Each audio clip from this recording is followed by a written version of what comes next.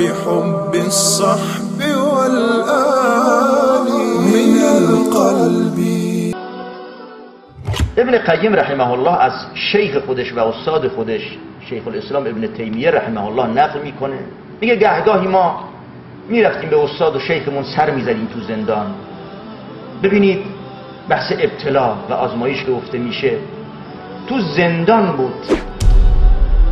یه عبارت جالبی از شیخ خودش نقل میکنه، میگه من، ابن تیمیه میگه رحمه الله، میگه من بهشت من و جنت من همراه همه.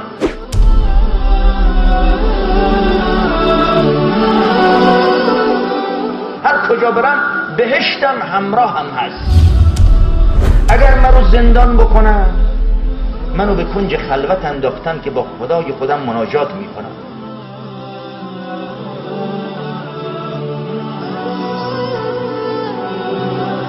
اگر تبعیدم بکنم، منو به سیر و سفر و سیاحت بردن. اگر منو بکشن، شهیدم کردن. این ایمان است.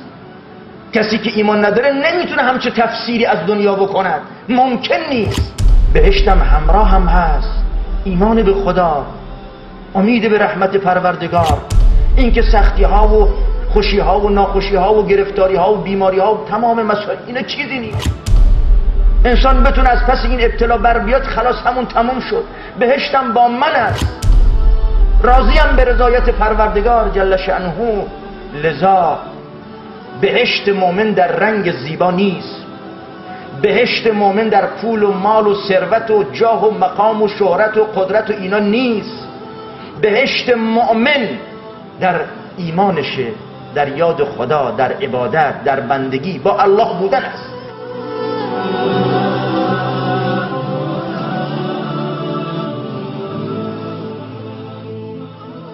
ابو جهل و ابو لهب و امثال اینا جزو اشراف قریش بودن. بهترین لباس ها می پوشیدن، بهترین ها می خوردن، بهترین مراکب داشتن، سوار می شدن، مقام، قدر، منزلت تو جامعه شرکالود و شرکامیز اون دوره مکه داشتن.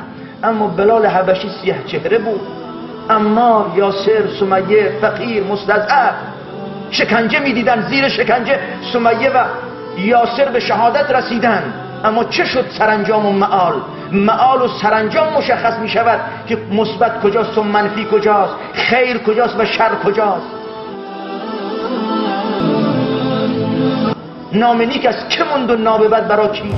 و در فردای قیامت برد و پیروزی و فوز و رستگاری با کی هست؟ کل نفس ذائقة الموت و انما توفون اجورکم یوم القیامه فمن زحزح عن النار و ادخل الجنه فقد فاز. فوز اینه، فلاح و رستگاری اینه. همه میمیرید، انس و جن، کافر و مؤمن، همه مرگو میچشید. و اجر و پاداشتون در فردای قیامت، اجر و پاداش بر مبنای چیه؟ بر مبنای رنگ، بر مبنای لباسه، بر مبنای قدر و جاه و زور و قدرته که بگم خب حالا خداوند به من نداده، بر من چه بکنم؟ بر مبنای تقواست. تقوا هم تو دله. این معیار دینیه. پس دنیا دنیای ابتلاست و دنیای امتحان و آزمایش است. هر انسان مؤمن و مسلمان میتواند با ایمان خودش، با تقوای خودش، همه زندگی رو برای خودش مثبت بکنه. و انسان اگر با خدا نباشه تمام زندگی و منفی است. اگه تمام دنیا هم داشته باشه